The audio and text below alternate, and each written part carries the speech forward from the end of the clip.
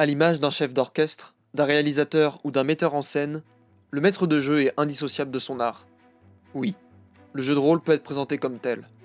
Mélange de littérature, de théâtre, bien souvent d'improvisation, guidé par une ligne directrice et pourtant imprévisible par les personnes s'appropriant ce divertissement, il repose ses atouts sur le maître des donjons, garant de la stabilité du jeu et de l'immersion de ses joueurs.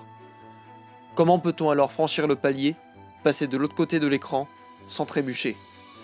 Salut à tous et bienvenue dans cette nouvelle vidéo explicative.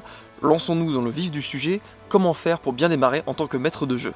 Effectivement, dans la grande majorité des cas, lorsque l'on découvre le jeu de rôle, on le découvre en tant que joueur, même si je suis une exception à cette règle, et il peut sembler assez difficile de faire le pas pour devenir MJ. Cependant, après avoir visionné cette vidéo, j'espère que vous pourrez vous faire votre avis pour savoir si ce rôle vous convient.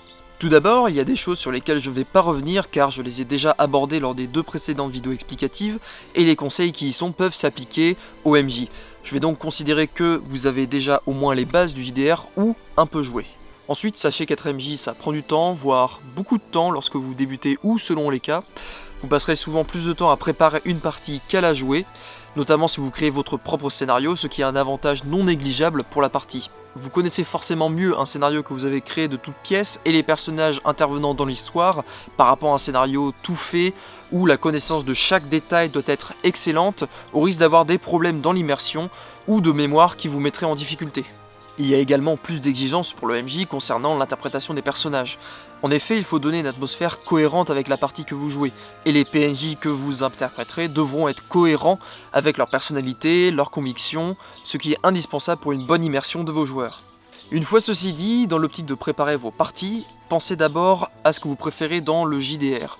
Demandez-vous ce qui vous plaît le plus en termes d'univers, de style, de jeu, si vous préférez les one-shots ou les campagnes, et sur quoi accorder une certaine importance, que ce soit les personnages, les intrigues, les lieux ou d'autres éléments. Un MJ qui débute en étant en confiance, c'est un MJ qui assure. Une fois vos préférences établies, il faut choisir votre jeu. Et là, il n'y a pas de secret, l'idéal est de reprendre un jeu auquel vous avez déjà joué. Approfondissez vos connaissances des règles et de l'univers, ça demande de la lecture, mais une fois que vous connaissez bien tout ça, vous pourrez diriger toutes les parties que vous souhaiterez sur ce jeu. Par ailleurs, je trouve que travailler sur un jeu qui utilise le système OD20 peut être une bonne option car celui-ci est commun à pas mal de jeux de rôle comme Pathfinder pour ne citer que lui, et d'autres JDR utilisent des systèmes assez peu éloignés avec d'autres caractéristiques pour les persos ou l'utilisation du dé à 100 faces comme pour l'appel de Cthulhu. Aussi, je ne vais pas parler du fait de concevoir son propre jeu de rôle dans cette vidéo. En effet, comme vous en doutez, je m'adresse à ceux qui débutent et il faut être assez chevronné ou vraiment être très passionné pour concevoir un jeu de rôle qui tienne la route. Faire ses propres scénarios demande aussi de l'expérience, mais je trouve ça plus abordable car quand on a déjà l'univers, les règles et le bestiaire à disposition, la démarche est alors plus envisageable. Je recommande tout de même de ne pas brûler les étapes. Il vaut mieux que la progression soit lente mais assurée pour un MJ plutôt que de faire l'inverse. Toujours pour garantir une bonne immersion de jeu à ses joueurs. Une dernière chose à ce sujet, les parties improvisées sont une très bonne option, un très bon moyen d'éveiller son sens de la créativité et celle de vos joueurs par ailleurs. Cela peut donner des séquences mémorables, mais réservez également cela peut-être pour plus tard, quand vous aurez acquis de bonnes capacités d'improvisation. Maintenant que vous avez pris connaissance du jeu, il faut faire celle des joueurs. Si vous avez déjà un groupe d'amis habitués à faire du JDR, vous pouvez vous appuyer sur les conseils de votre MJ habituel pour vous accompagner.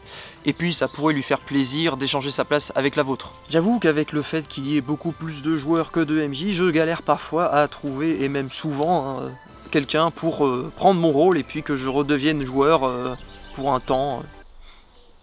Ouais. Blague à part, je ne vais pas revenir sur comment s'organiser pour avoir son groupe de joueurs.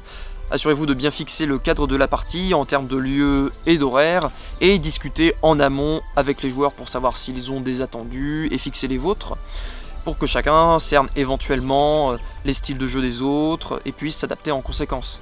Dans le cas où vous vous apprêtez à jouer avec des néophytes, le plus important est l'accompagnement de vos joueurs, dans la compréhension de toutes les caractéristiques du JDR et notamment dans la création des personnages et de leurs fiches, qui est déjà une très bonne base dans la compréhension générale des règles et de l'univers du jeu. Si vous avez l'occasion d'en faire avec des débutants pour qu'ils se fassent une idée de ce qu'est le JDR, et s'ils apprécient y jouer, les séances d'initiation peuvent être une bonne option. Cependant, elles peuvent être assez délicates à gérer car vous avez pour mission de faire découvrir le maximum d'aspects possibles en 2-3 heures. Ne leur en demandez pas trop sur l'interprétation et surtout privilégiez un scénario simple dans un jeu ne nécessitant pas ou peu aux joueurs d'apprendre des règles avant de jouer. C'est à vous de faire le mieux possible pour qu'ils aient le moins de contraintes et qu'ils puissent s'amuser dès leur première partie. Le moment viendra où vous pourrez vous permettre d'avoir un peu plus d'exigence sur l'interprétation et l'autonomie de vos joueurs. Pour terminer, parlons de la partie en elle-même et d'une évidence qu'il faut toujours rappeler, n'oubliez pas votre matériel. Et vos propres dés, éventuellement d'autres sets pour vos joueurs, de quoi prendre des notes, votre écran, les règles de jeu, et le scénario aussi n'est pas improvisé, et prenez de l'eau, c'est important. Le Dorlo, dans 20-30 ans, il n'y en aura plus. Ensuite, pour améliorer l'immersion de vos joueurs, devenez un petit peu metteur en scène et ajoutez quelques éléments qui pourront améliorer votre expérience de jeu. Je ne vous demande pas non plus de faire aussi bien que les séances de JDR chez AlphaCast, mais avec un minimum d'éléments, c'est déjà bien. Le plus simple est de mettre un fond musical ou un son d'ambiance approprié à la situation. Pour en trouver, vous pouvez vous tourner vers les bandes originales de films, de séries ou de jeux vidéo, vous aurez déjà pas mal de matière. Vous pouvez aussi faire appel à des banques sonores dont certaines sont dédiées aux jeux de rôle ou même à d'autres jeux de société qui pourraient être valorisés avec ces musiques. Je vous en mets un exemple en description. La musique seule pourrait suffire, mais si vous en avez l'envie, vous pouvez ajouter d'autres éléments à votre mise en scène comme la gestion de la lumière. Les parties se faisant très souvent en soirée, on s'imagine la plupart du temps les séances de JDR se déroulant plutôt sous une lumière faible, ce qui est un bon moyen d'aide à l'immersion. Ajoutez des bougies ou des lampes à huile ou allumez un feu dans la cheminée selon l'univers dans lequel vous allez jouer et l'effet sera garanti. Concernant les déguisements, ça reste assez optionnel pour l'immersion mais c'est drôle. Voilà. Bien, je pense avoir fait à peu près le tour de la question. J'espère vous avoir éclairé à ce sujet en tout cas, et si cette vidéo vous a plu, vous connaissez les moyens de vous manifester, et si vous voyez d'autres conseils à ajouter dans les commentaires, ce qui n'est pas impossible, n'hésitez pas. En tout cas, je vous remercie pour votre attention, prenez bien soin de vous et profitez de l'été, je pense qu'on en a tous besoin. Salut!